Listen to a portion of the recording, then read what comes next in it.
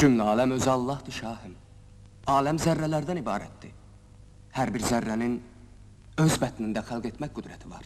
Əskərin gücü qılıncda yox, əqidədə olmalıdır şahım. Onların etiqadları Qur'anadır. Qur'ansa deyir, insan zəif və aciz xəlq olub. Taleyi alnına yazılıb.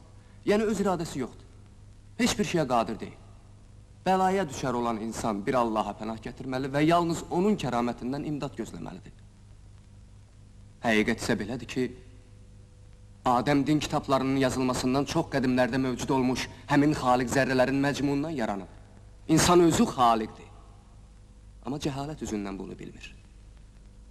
Elmə vaqif olub, öz xilqətini dərk edənlər deyirlər, Haqq Taala insanoğlu özüdür. Həqiqət! Belə insan yenilməzdir. İnsanı etiqad et şahım. Xilasımız bundadır. Dünyanı cəhalətdən qurtarmaq üçün.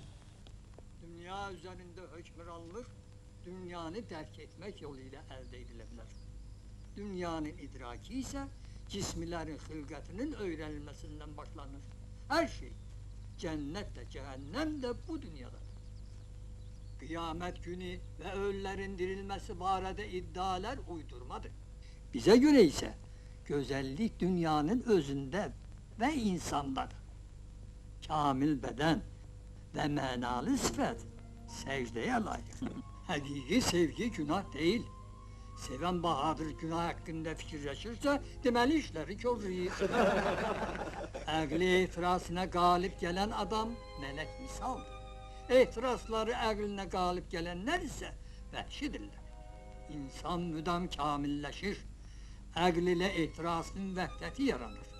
Belə bir insan təsadüfi və müvəqqəti əyləncələrə uymur. Sevəndə bütün varlığı ilə və həmişəlik sevir.